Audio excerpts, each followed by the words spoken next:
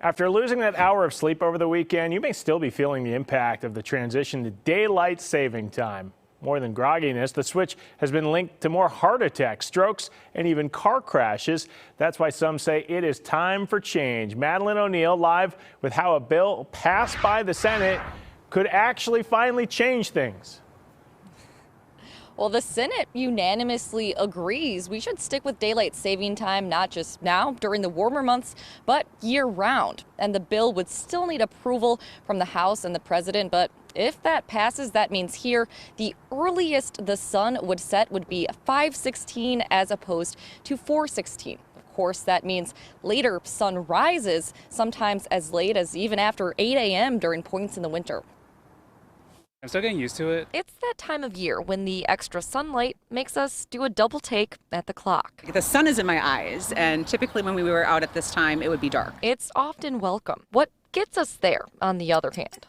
I don't know anybody that likes when the time changes. Falling back or springing forward can send you stumbling. It's not ideal to be doing what we're doing. UW Health Dr. Steve Barzy says what feels like a small shift can have a big impact. There's an increased risk for stroke and heart attack.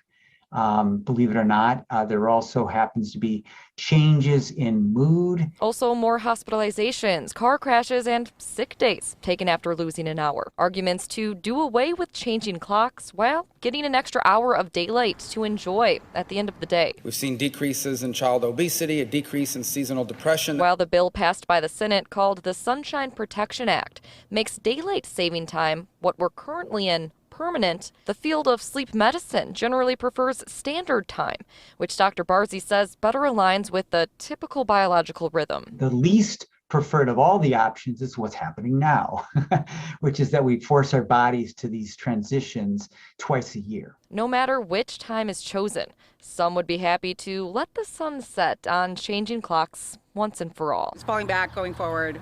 It'd be great if we just consistently stay the same. Now, this debate about clocks and changing time has really been going on for a long time, since about World War I, and there's a lot that goes into it. For example, who wouldn't be happy to have the sun up past 5 o'clock in the winter here in Wisconsin? But at the same time, it brings up concerns of the darkness at about 8 a.m. when you're taking kids to school. So we'll have to see what happens. Again, that bill still needs to be approved by the House and signed by the president. Live in Milwaukee, Madeline O'Neill, FOX 6 News. I know every parent's doing this. They're crossing their fingers, being like, please. All right, Madeline, thanks.